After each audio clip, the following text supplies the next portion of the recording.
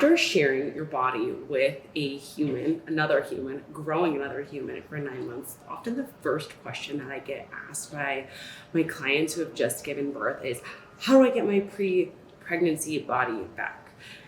And that should be the last thing on our minds after we've just had a baby. I want you to just think about all of the incredible changes that our bodies go through to be able to grow a human and then birth one, from the changes in your hormones, the expansion of your uterus, the shifting of your pelvic bones and your vertebrae.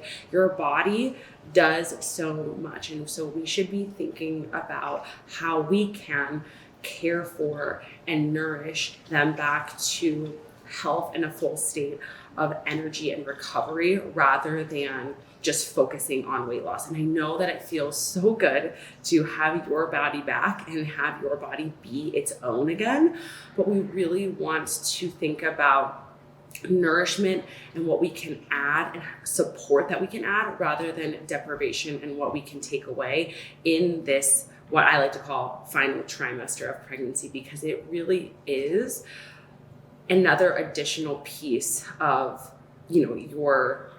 the growth of the human that you've just made. And it's not just, okay, how do I get back to my pre-baby body?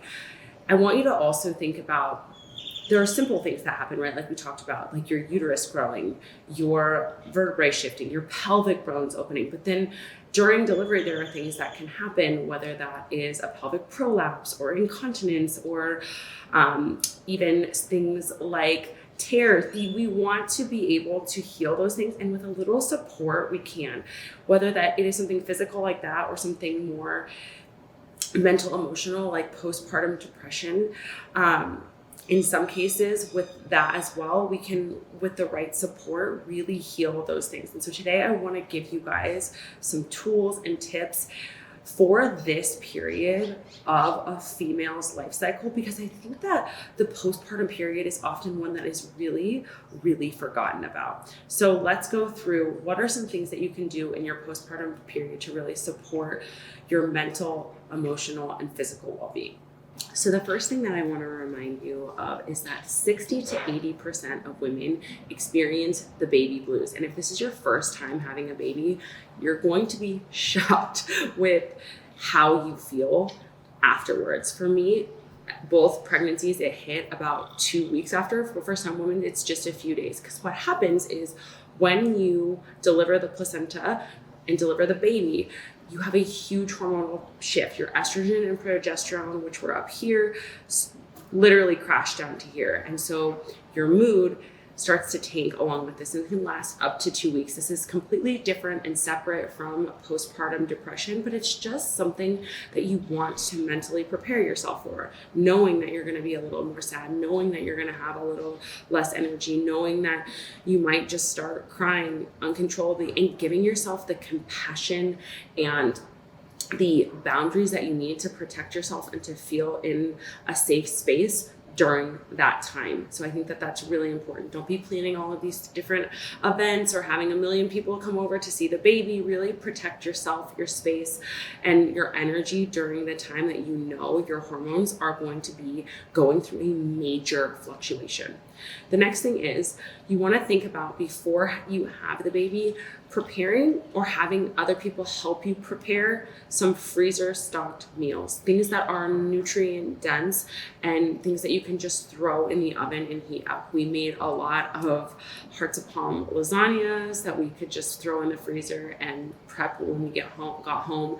Soups, stews, warming, grounding foods that we could just throw in a pot or, like I said, in the oven, because takeout and hospital food and those types of things, they're just not nutritionally dense. And so you want to be refueling your body, because your body is likely trying to heal from maybe a tear, from blood loss, from breastfeeding, all of that extra energy you need to be consuming, and you want nutrient dense food.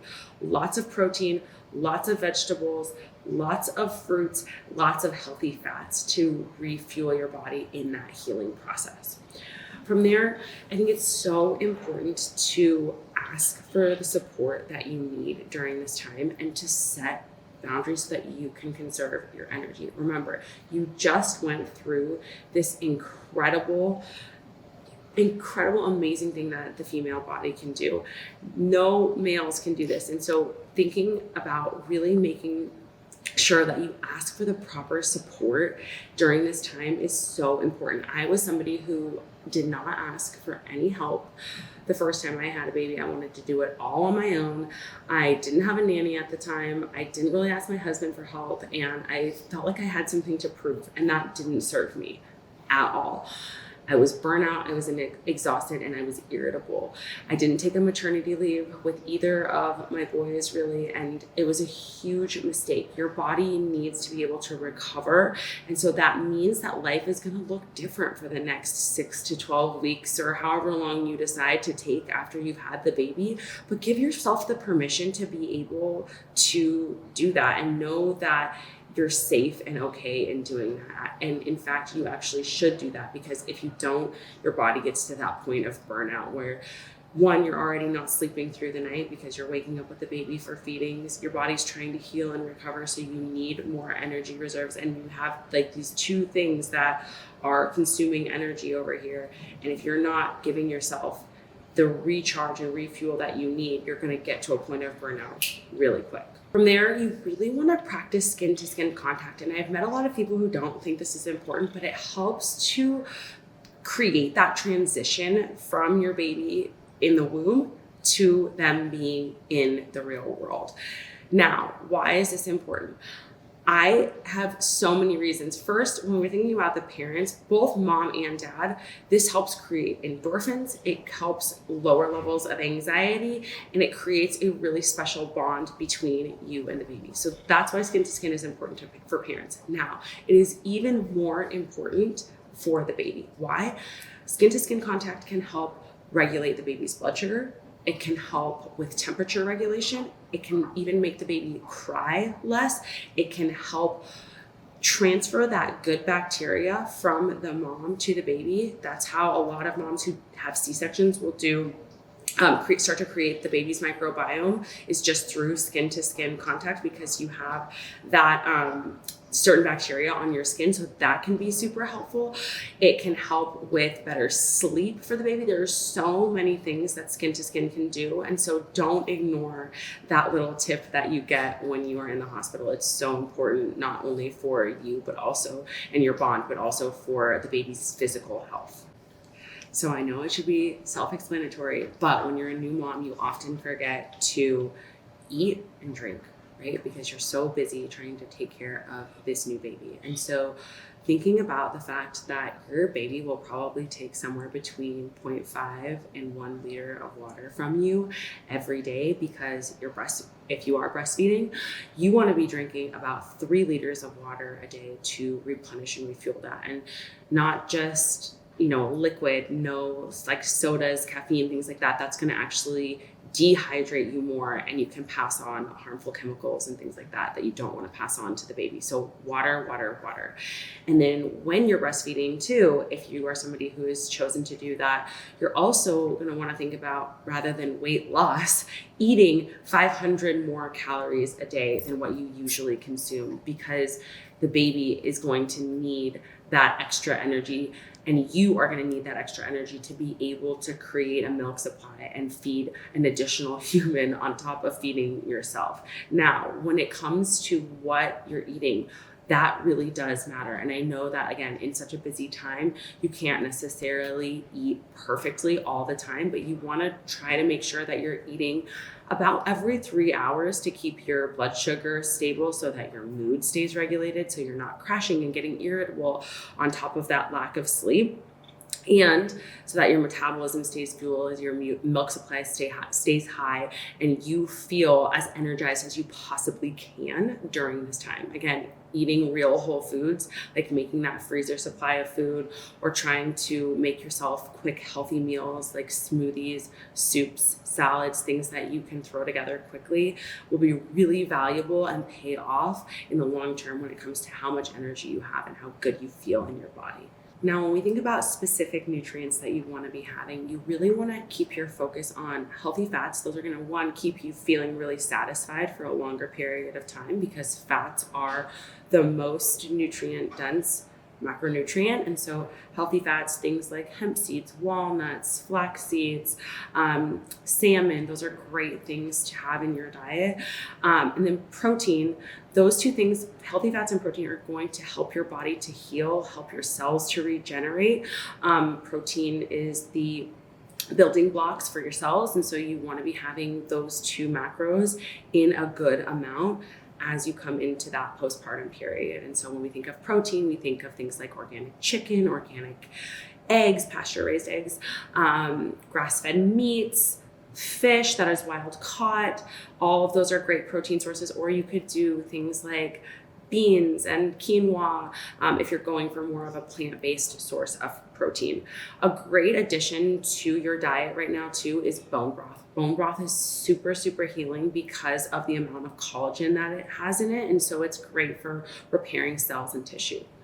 Now, when we're thinking about supplements postpartum, you really want to be careful, especially if you're breastfeeding, about what you're taking and how that gets transferred to the baby. But when we think about healing and the body repairing itself, your body has gone through so much, especially if you are somebody who's had a vaginal delivery. And so in order for that healing and repair to take place, your body needs a few things that are essential vitamins that you can either get through your prenatal or take in addition. And those things are vitamin A, C, vitamin E, omegas, zinc. Those things are all really important. Most prenatals will have those vitamins in them, but they're really important for your body's tissue repair.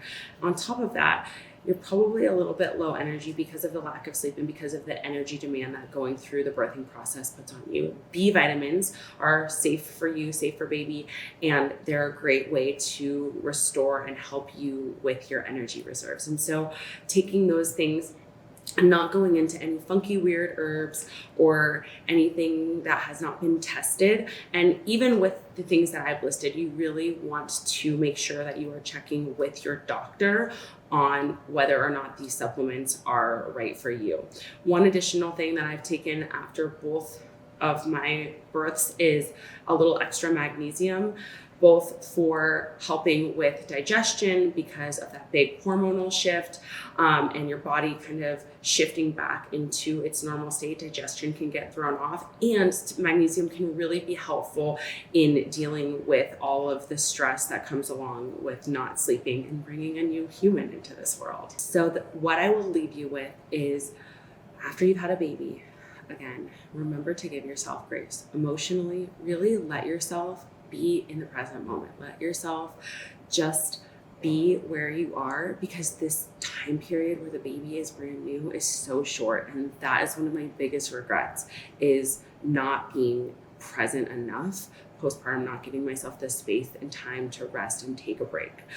The second thing with your emotions is allow yourself to really feel it. Allow yourself to process through the highs and lows, because it's not all rainbows and sunshine. Bringing a new life into the world is hard, and it's scary, and it's frustrating, and it's demanding, and you are a human, and you're gonna feel all of those things. And I think we are so taught to believe that if we're not happy and grateful and blissful all the time, then we're doing it wrong. And that's not the truth. So let yourself feel all of the feelings. And the last thing emotionally is to really ask for support. Allow yourself the permission to ask your partner, your parents, your friends, your neighbors, whoever is close to you, to help you out. You're not a bad mother if you are not doing it all on your own. You deserve to be supported and to have a moment to collect yourself and to care for yourself as well.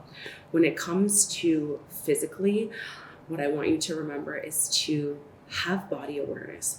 This is a real time for you to honor your body's signals and cues. If your body is asking for a nap and the baby's napping, take one. The laundry does not have to get done right now. Listen to your body's signals and cues. If your body's hungry, go have a snack. Don't restrict, because what that will lead to over time is either a depletion in your milk supply, you being burnt out, you feeling like you cannot do the things that you need to do, or some sort of intense craving that doesn't need to be. Go and give yourself a snack. Listen to your body's signals and cues. Have compassion for your body. Think about the fact that you just grew a new life. Your body just expanded to create a human being. It's not going to snap back like that. And so have compassion and give your body grace, because it all takes time. And you've just added this person to the world. Your body and your life are never going to be exactly the same as they were before this person came into the world. And that's okay. That's what we want. That's what we're looking for. Instead of thinking about what you can take away in terms of food, think about what can you add? What can you add to your plate that's nourishing and supportive for your physical body? And then when it comes to your mental health, what I want you to think about is taking breaks, giving yourself the space to take a second to collect your thoughts, to collect your mind, to have a moment to reground and recenter, because it's hard for everybody. And if you feel like you're alone, I promise you, you are not. This is a real time for you to not only connect with your baby, but also to reconnect with yourself and how you're feeling and what your needs are in this moment. And so I hope that this video has been helpful. Like I mentioned, I feel like the postpartum community is one that is often forgotten about when we're talking about hormonal shifts and changes and ways to support. And we have to think about everyone and what they're going through. And I hope that this video has been helpful if you have just had a baby or you're about to have one, in what you might do differently to care for and support yourself. So if you like this video, give us a thumbs up, subscribe, and we will see you next week.